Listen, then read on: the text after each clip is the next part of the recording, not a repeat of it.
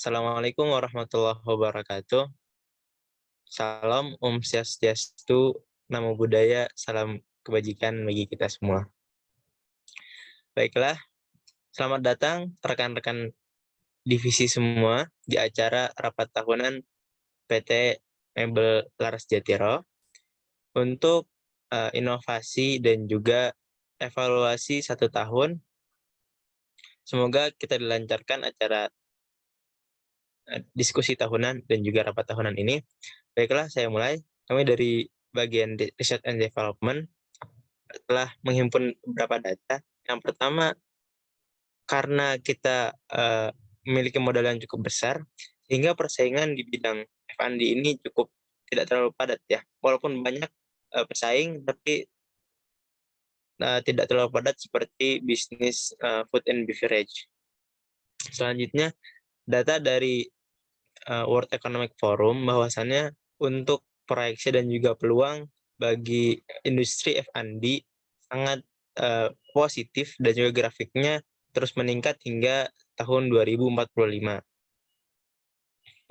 Yang ketiga, ada yang dilansir dari situs global juga bahwasannya e-commerce terutama di bidang F&D di bagian Amerika Latin dan juga Afrika itu sangat berkembang pesat. Nah, kita bisa menuju ke sana untuk menjadi inovator di benua Asia dan juga terutama di Asia Tenggara. Lalu apa sih yang dibutuhkan oleh market kita atau konsumen kita? Yang pertama, mereka menginginkan adanya inovasi di bagian furniture, kamar tidur dan juga perkantoran karena mengikuti industri yang sedang naik juga. Lalu, apa saja yang sangat diinginkan oleh konsumen? Yaitu yang pertama, dari produk yang mereka pesan tidak ada kecacatan dan juga tahan lama. Mungkin sekian dari divisi kami. Selanjutnya akan dipaparkan oleh divisi selanjutnya yang diwakilkan oleh rekan kami, Jani. Kepadanya kami silakan. Oke, terima kasih rekan Abbas. Kali ini saya akan menjelaskan tentang perspektif suka dan tidak suka pemilik kepada pelanggan. Itu ada 5 pokok yang telah kami survei bersama tim, yaitu ada yang pertama, biaya operasional yang dikeluarkan memerlukan biaya sekitar 300 juta per bulan. Yang kedua, yaitu target pasar belum terpenuhi karena banyaknya pesaing. Yang ketiga, promosi yang dilakukan lingkupnya sudah cukup luas. Yang keempat, menurunkan profit untuk mengejar target price dan konsumen. Dan yang terakhir yaitu produk yang dijual memiliki presentasi 75% disukai oleh konsumen dari target 65%.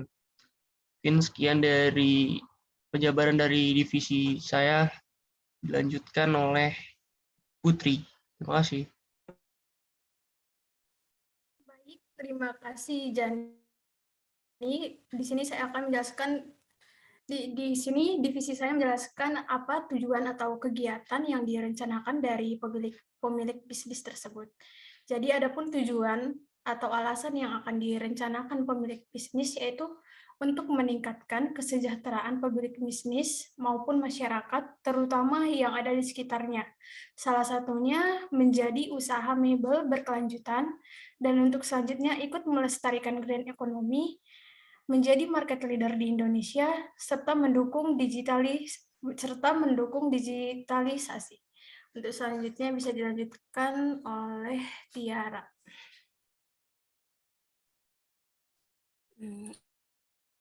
Ya, selanjutnya bagian divisi kami. Boleh tolong diturunin itunya, screen-nya. Jadi bagian divisi kami ini memfokuskan kepada kehati-hatian. Jadi berusaha melihat sesuatu dari sisi buruknya, supaya kita bisa memprediksi kemungkinan masalah yang akan terjadi. Dan pertama itu kelangkaan bahan kayu berkualitas karena harga yang semakin tinggi. Terus selanjutnya ada dampak kelangkaan mempengaruhi produksi furnitur dan home decor. Selanjutnya, makin banyak perusahaan furnitur dan home decor membuat persaingan semakin ketat.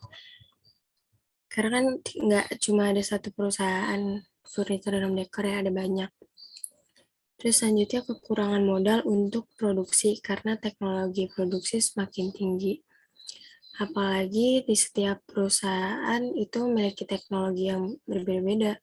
Dimana kalau misalkan perusahaan lain lebih memiliki teknologi yang lebih canggih, berarti lebih mensupport dalam produksinya. Terus selanjutnya ada resesi dan inflasi global yang akan mempengaruhi cost operasional dan harga produksi. Kayak yang kita tahu, inflasi itu setiap tahun pasti ada yang mempengaruhi penurunan nilai rupiah kita. Terus resesi juga bisa berdampak kepada tutupnya bidang usaha dan banyaknya pengangguran juga. Jadi itu aja dari divisi kami. Selanjutnya boleh Vinka. Oke, terima kasih rekan-rekan semua. Di sini saya akan menjelaskan tentang sisi positif dalam membangun usaha mebel ini.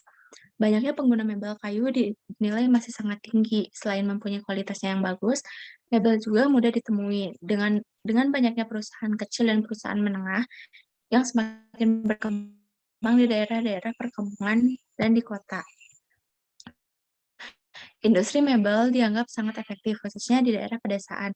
Selain harganya yang cukup murah dan terjangkau, mebel kayu juga memiliki kualitas yang sangat bagus. Khususnya di daerah pedesaan, alat-alat pembuat rumah masih didominasi oleh bahan-bahan kayu seperti pintu, kusen, dan lain-lain. Tadi sudah dijelaskan oleh rekan-rekan saya mengenai analisis mebel. Selanjutnya akan kami jelaskan inovasinya. Yang pertama, mulai pivot menggunakan bahan aluminium.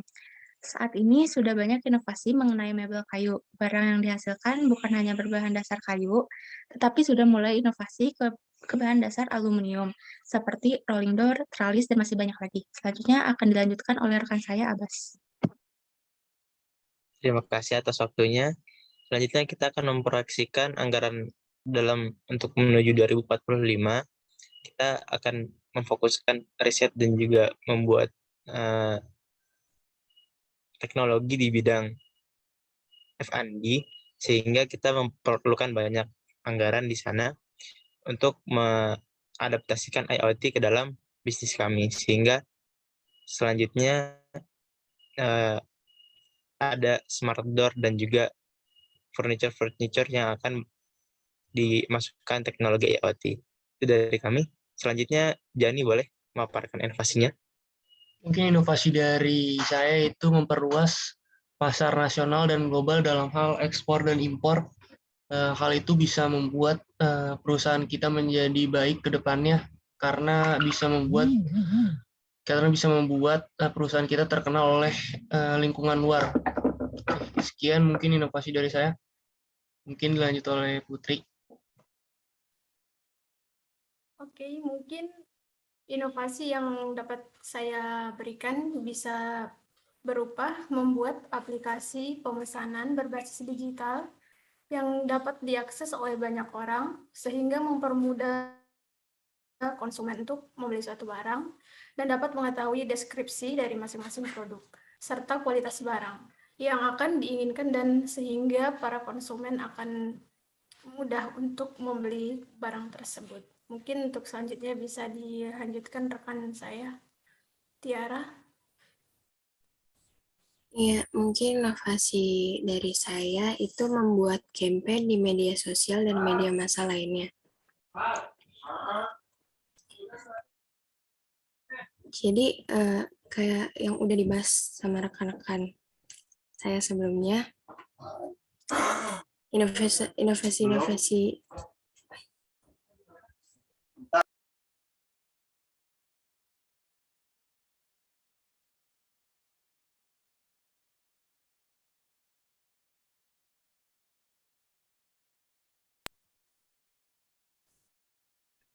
inovasi selanjutnya itu membuat campaign di media sosial dan media massa lainnya.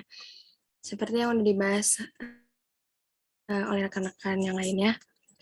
Jadi kita bisa membuat campaign di media sosial dan media massa lainnya untuk melakukan pemasaran dan menyebarkan informasi perusahaan kami kepada masyarakat. Mungkin itu aja dari saya. Baik, terima kasih rekan-rekan semua atas kehadirannya dan juga poin-poin diskusi. Semoga perusahaan kita lebih baik ke depannya. Sebelum kita tutup, mari kita berikan tepuk tangan untuk kita semua. Sekian, alhamdulillah, puji Tuhan. Assalamualaikum warahmatullahi wabarakatuh. Waalaikumsalam warahmatullahi wabarakatuh.